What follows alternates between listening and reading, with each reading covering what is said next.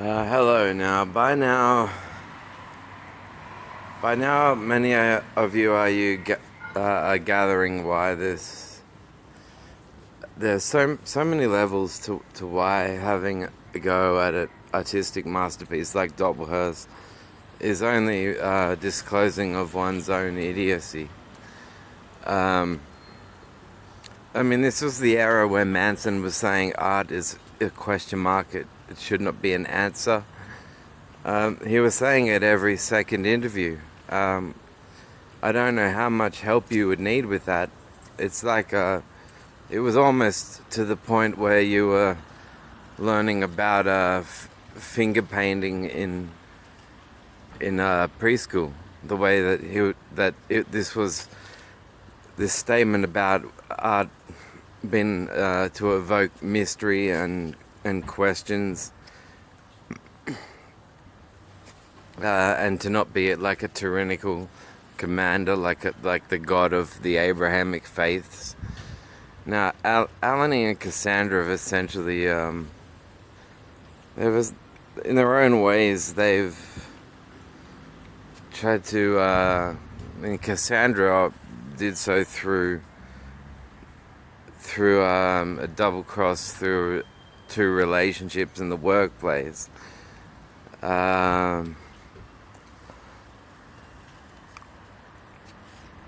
While a visit to Melbourne where I wanted to try to clarify what had gone on when my phone was cut off and I could not call anybody. And instead I was bombarded by her with a bunch of statements. Now, what I don't get is these lines of questioning would be so different if they genuinely thought that their faces are so similar in the first place, and are also so triggering of the same kind of behavior or moves or whatever, then to work it out one way or another, they would be asking questions about that address the idiosyncratic elements of the relationship of concern, or else they'd be going, well, we're against our own theory that this has anything to do with facial appearances.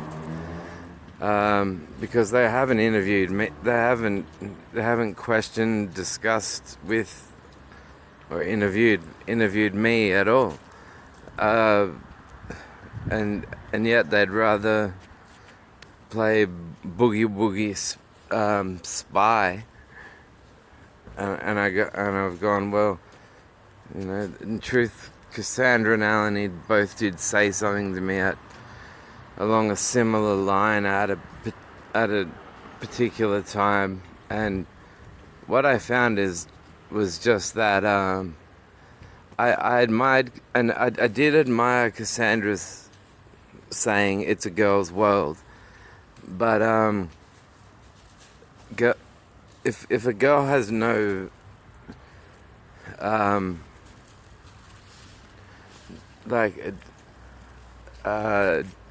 no interest at all in what you are into, what your hobbies are, what your interests are, then what is there to share starts to become a question of relevance.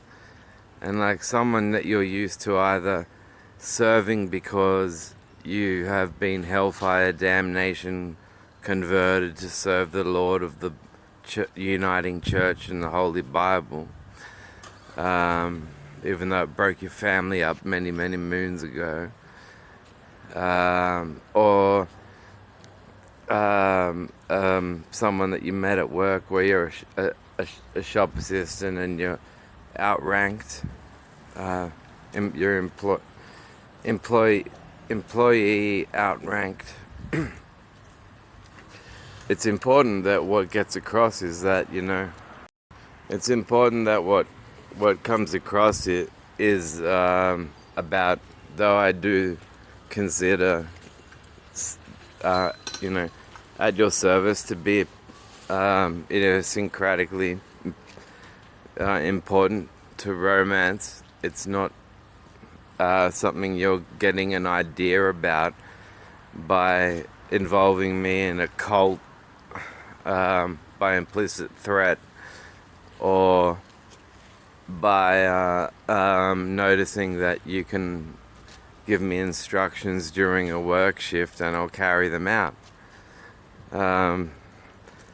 That those they'll only blur personal idiosyncratic differences, and it's genuinely why, and I would prefer sustained friendship.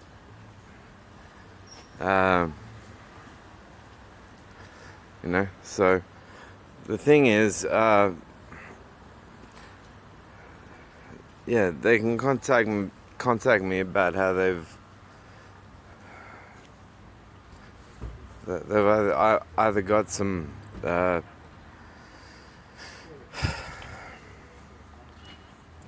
there's some facts that they have that we don't, that they can disclose,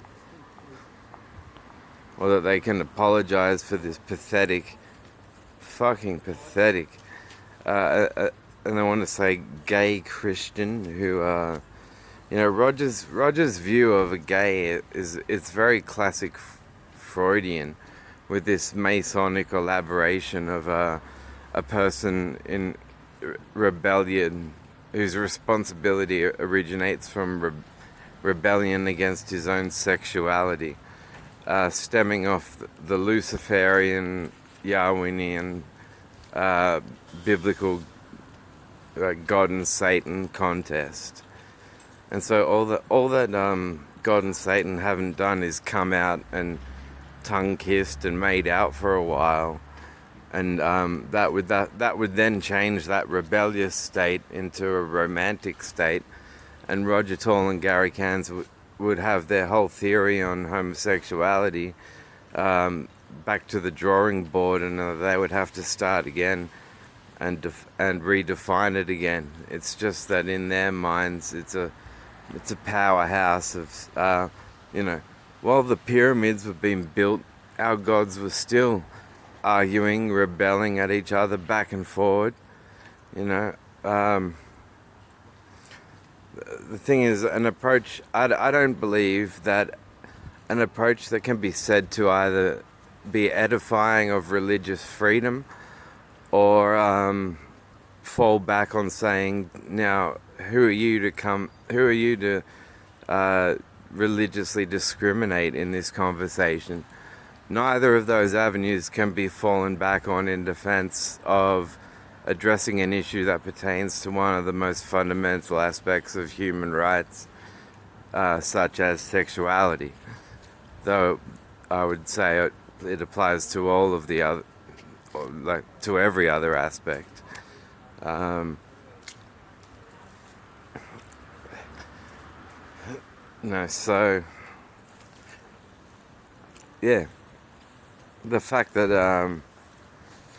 The fact Cassandra and Alani haven't sat down in person to quiz me for idiosyncratic details either means they've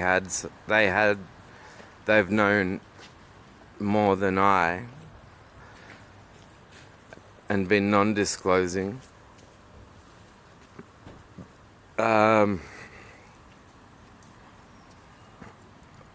They've wanted to provoke, particularly in Alani's case, provoke and upset me, or but anyway, what I have truly worked out, I think with Alani, it's if you would go and choose not to be Christian. More to the point, to remind her that, well, supernatural just meant that there was no likely explanation at the time. So it's absolutely relevant to postulate Jesus being bisexual, since the term exists now. And yeah, it surely is relevant to say, well, from the heart, there's no rejection of or intolerance towards the existence of any other sexual health type, and it's why also we're against being called both, or getting told, well, you're both, because that is once again saying that there are only two, or that we're the next step down in a inferiority pyramid relative to the classic Freudian traditional archetypal male, and likewise female. When you can have transgender, you can have homosexual and heterosexual males and females, you can have pre-op and post-op transgender, you can have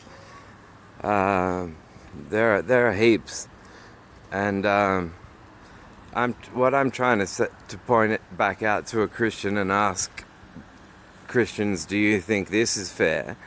Is this idea so that you are saying, so long as you are saying Jesus was human in his day, and so long as you are saying he loves everyone, and then you're turning a blind eye to statistics, health statistics, and bisexuals dead in their 30s, and the commonalities there, and have you considered that until the day that you admit to more of the humanity of Jesus, your church will in fact be obscuring and suppressing of the knowledge that a bisexual individual is a product of nature,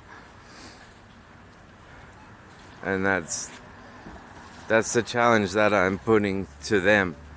Because it rests on a trick where they confuse you a bit over what is meant by supernatural. Like either they mean something like, pick a card out of this deck, any card, and I'll show you a magic trick. Or supernatural just means like what the agnostics would discuss, which is, there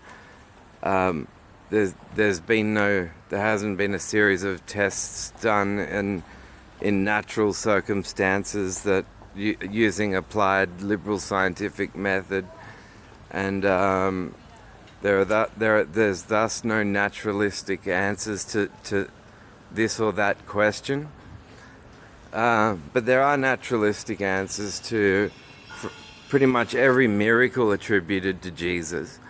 Is that they have precedence in pagan stories that absolutely the church has done everything that it can to conceal from the public view.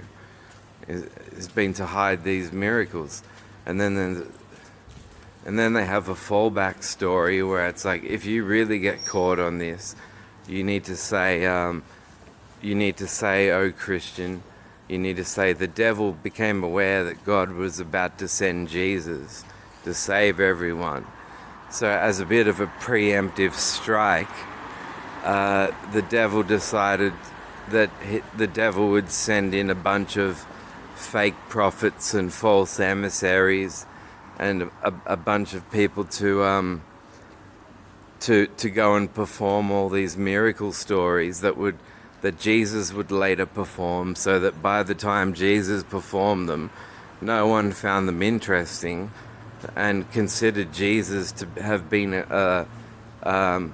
like a late showing copycat, and would not be amazed or impressed by any of his miracles whatsoever. And their plan sabotaged. And this is what some Christians will say to try and defend the Gospels from the yeah from the criticism that it's due.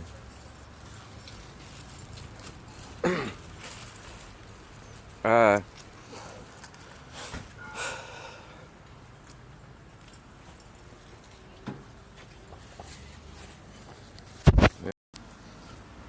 yeah, statements like a bisexual is a part of a community is contradicted by a bisexual is living alone in an apartment, in a one-bedroom apartment. Otherwise, where's the community that's distinct from, that's inclusive of inside their apartment or house, and is distinct from other communities, the married, church-attending, heterosexual community. The MCHC. MCH. Yeah, anyway. So I'm saying, yeah, so long as your church is teaching that Jesus, and this is supernatural, just means in its most strongest use, it just means work at or await the naturalistic explanation. It was possible back before. See, ancient Greeks were throwing around ideas of evolution. Epictetus and Epicurus were noting animals and the way that various types of animals would move compared with like human legs, but it was truly so it was so underdeveloped that they couldn't really put a theory or a thesis to it, and then when Darwin did, like, even Darwin didn't have what he didn't have what he considered sufficient knowledge about genetics, and since then we have that knowledge, and now evolution is a fact in the same sense, like okay, if you want to criticize it and go, no, evolution's a theory, it's a theory it's a theory in the same sense of, or in the same league of the proposition the Earth orbits the Sun is a theory. So, like, they're as theoretical as each other. Otherwise they're facts. If you think it's a fact that Earth rotates around the Sun, evolution is as strong a fact as that.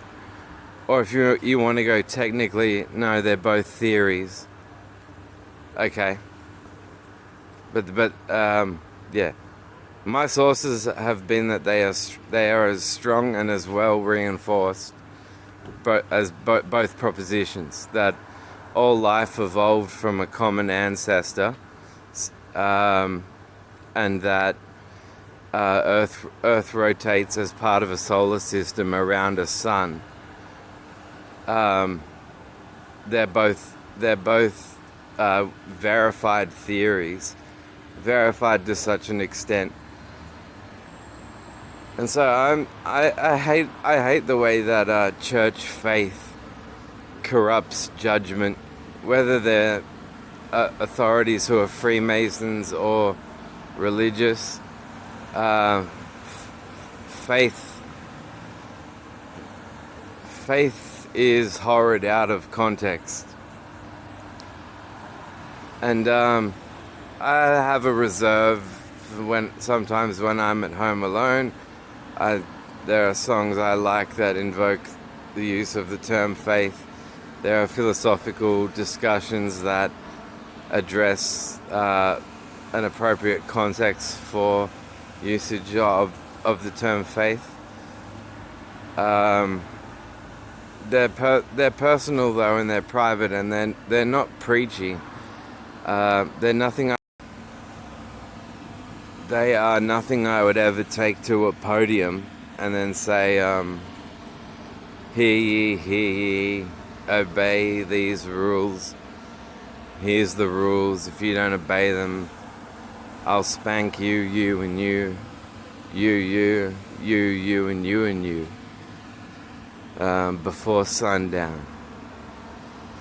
It's the criticism against this churchy type of faith is that it involves things like the abolishment of all axioms. And axioms are like base statements on which you'll later on explain further proofs. Like, so they're foundational, and then there's contingent propositions, and you need to understand. I even think that Jesus' parable about the foolish man building his house on sand is comparable to living in a world without axioms and going, well, I just have faith in God and Christ. I have no foundational knowledge. It's all just about they're who-based questions, and my who is God and Jesus, and like I can't wait till the day they discover that it's God and Jesus are the one person incarnate. No, axioms are propositions that are so, once again, a bit like really well reinforced theories, are so well established that they're so strong in truthfulness that they can be used as the basis for other ideas. Because like you're looking at them going, well, fuck me, find me a context in which this axiom is not true, and so but the critique against the sort of faith that they were telling us about when I was a teen was faith of a sort that meant like it was very much in the context of the book of Hebrews, where it says faith is trust in the uncertain, belief in that which is uncertain, the assurance of things unseen. And the critique of this is like, these types of Christians are like the ones who would spend every day and night research, like lock themselves away in a shed on praying praying for God to send them a miraculous black cat, searching the garage for the black cat which isn't there, and then finding it. That sort of real nuttery type of faith is what's rejected about faith in church. Belief and trust that in every circumstance does not question or ask for justification or proof. The idea that to blindly trust anyone about anything is a virtue. The idea that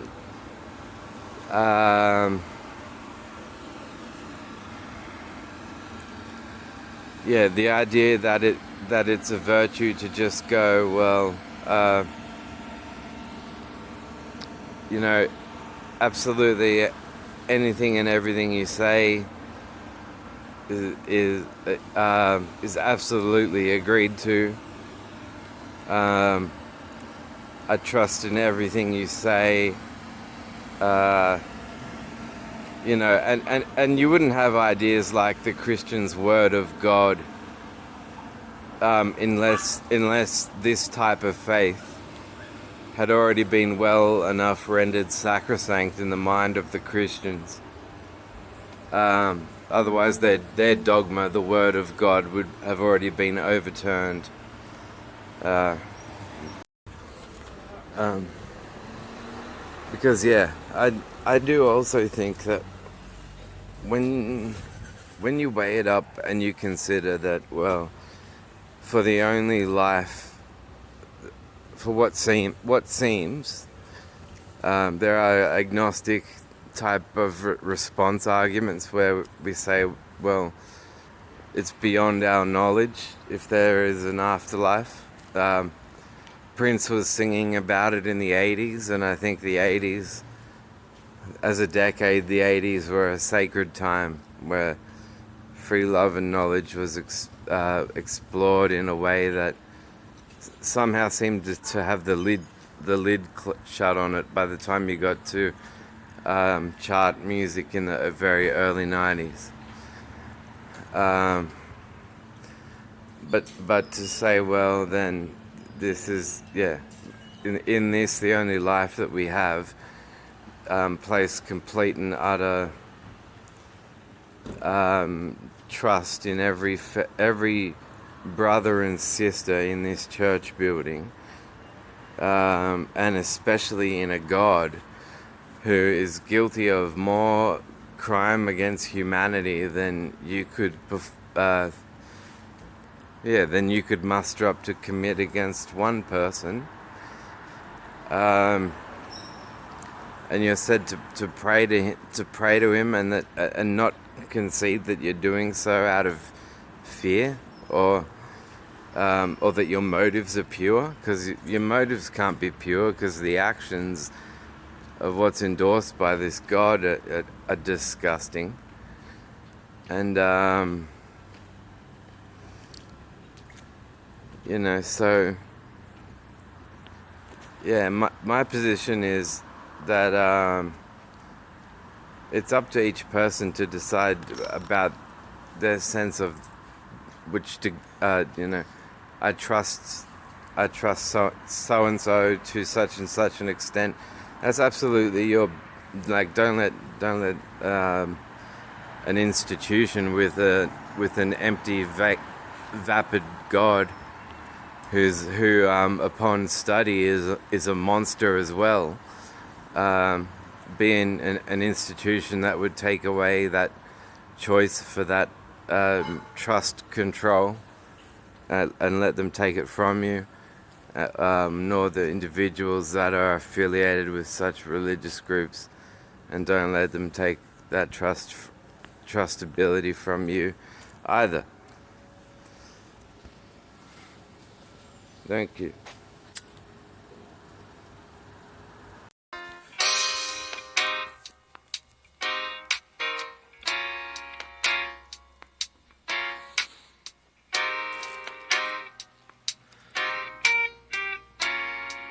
Hi everyone. This is an ad for the channel, and it'd be most annoying if you were told that this video would only play after other third-party ads.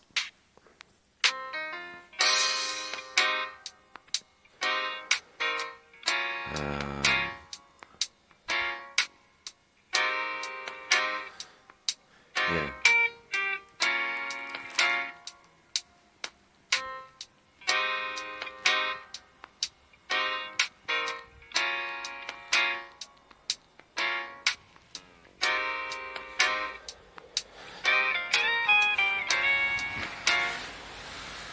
It's a murky day here at Lynham.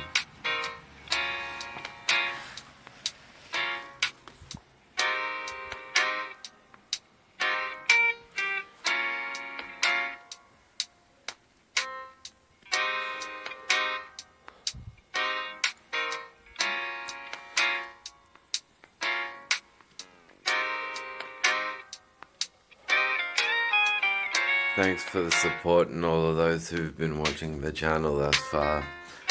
My hope is that it has been thought-evoking.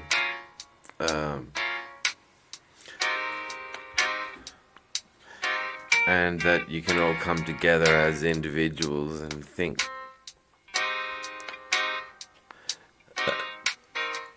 Because like they say on The Life of Brian, you're all individuals. To which the crowd says, yes, we are all individuals.